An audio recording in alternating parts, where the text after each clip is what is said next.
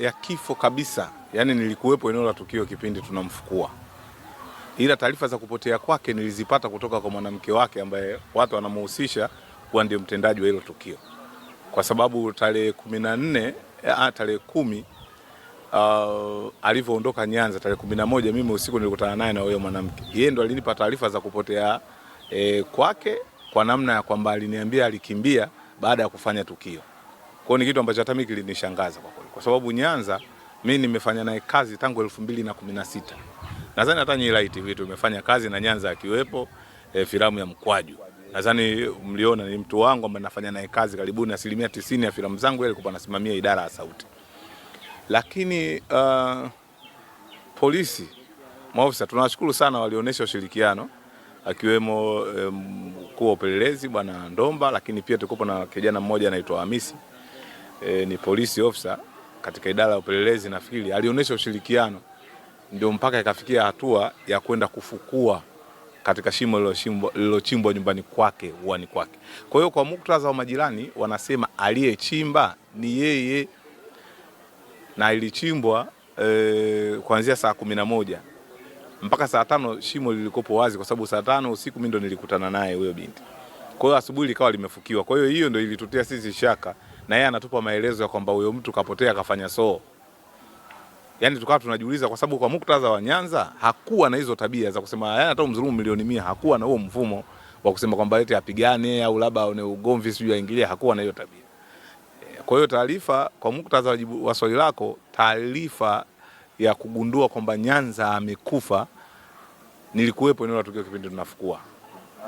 Wakati wa uhai wake marehemu Athumani alikuwa namna gani? Tunafahamu ndio pole, msikivu, lakini hasa zile tabia za ndani, kwa sababu ukiacha kufanya naye kazi sana kwa miaka hiyo yote, lazima atakuwa na ule urafiki ambao tunasema urafiki ndugu.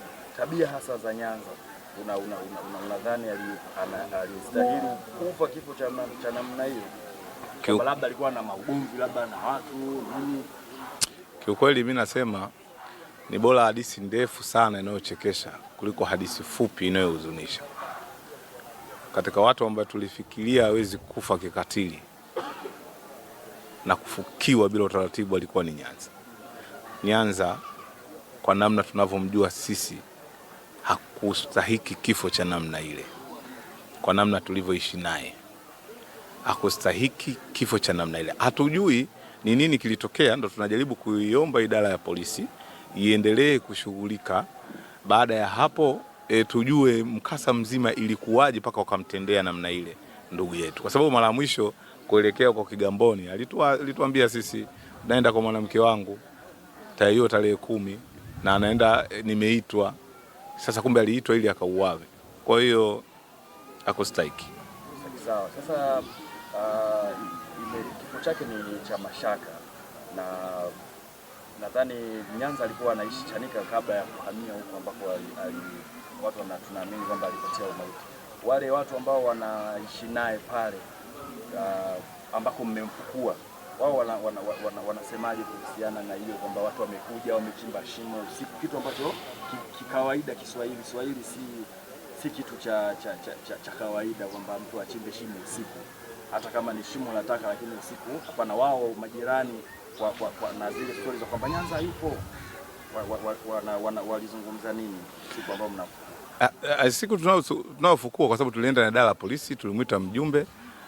Majirani wao walikuwa tu kama mashuhuda kama mimi. Kwa hiyo ili swali kimsingi mngewauliza wao, kwa sababu kipindi anapotea na sisi tulienda kuuliza pale kuhusiana na nyumba kuuzwa, majirani walisema haikuuzwa kwa sababu wao hawakushirikishwa. Kwa hiyo ili swali ni zuri kama tungeuliza majirani nao watupe ushirikiano kuhusiana na ndugu yetu. Ila kwa tetesi ni kwamba ile shimo lilichimbwa saa 11 na majirani waliona, lakini yule mwanamke aliwahi kuishi pale. Kwa hiyo ilionekana kama yupo kwake saa 11 jioni. Kwa hiyo ilionekana kama ni mtu anachimba shimo kwake. Ila kilichoshangaza asubuhi likawa limefukiwa. Hiyo ndo hapo ndo kidogo hata mimi nikaanza kuona hapana. Kwa sababu mimi pia niliwahi kulioji hilo shimo. Lakini asubuhi nilipopita nikakuta limefukiwa. Kwa hiyo sikupata nafasi ya kuongea na huyo mwanamke wake kwamba kwa nini kalifukia. Zaidi ya pale polisi alituthibitishia Nyanza yupo, na mara ya mwisho alikutana naye Jumatano, sisi tunamhoji Ijumaa. Kwa hiyo sisi tukawa tunashinikiza tupewe mtu wetu. na ndio maana alivyopewa dhamana akakimbia. Huyo mke wa marehemu sio mkewe, hakuwahi kumtolea barua wala hakuwahi kumuoa, ni mwanamke tu ambaye anaishi na alisubutu kuishi naye. Kwa hiyo nyuma huyu mwanamke bwana kuna hadithi nyingi sana. Kwa hiyo mimi naona kwa sababu idara ya polisi inafanya kazi, hebu tuipishe polisi kwenye uchunguzi ili tuletee majibu halisi tujue, kwa sababu hata mimi nina kiu. The global AI market is projected to reach $1.770 trillion by cha kujua instruction ya ndugu yangu imekuwaje, akapewa akaporwa uhai kwa namna hiyo. Kwa hiyo mimi imeniumiza sana. Amefariki Nyanza, mpokea huko aliko, lakini kazi za sanaa amezifanya kwa namna yake, ndio maana hata msibani kwake wasanii maproducer wengi wamefika. Inaweza kuwa si wakati sahihi wa kuuliza, lakini marehemu katika siku za karibuni kabla hajapatwa na umauti, kuna kazi zozote ambazo labda amefanya na wewe? Kwa sababu siwezi kusema za wengine, naweza nikawa sijui sana. Kwa hivi karibuni hapa kuna kazi yote mlifanya au mlikuwa mmeplan kufanya? Labda zipo kazi tulizozifanya, lakini kwa sababu haziko public, ni biashara, huwezi kusema, lakini zipo kazi nilizofanya nazo ambaye zikitoka tutammention. Basi TV tukushukuru kwa wakati wako na tuko pamoja, kwa sababu licha kwamba ni watu wa habari, lakini Nyanza pia ni ndugu yetu, ni rafiki yetu. Neno lolote tu kwa vijana wanaoishi na wanawake ambao umesema neno, yani kama hawajarasmishana hivi, mtu hajaoa, polisi tabia? Mimi nawashauri kwa utashi wangu, zamani majambazi walikuwa wanaume. Kwa utashi wangu mimi, na tulikuwa tunaandamwa sana wanaume.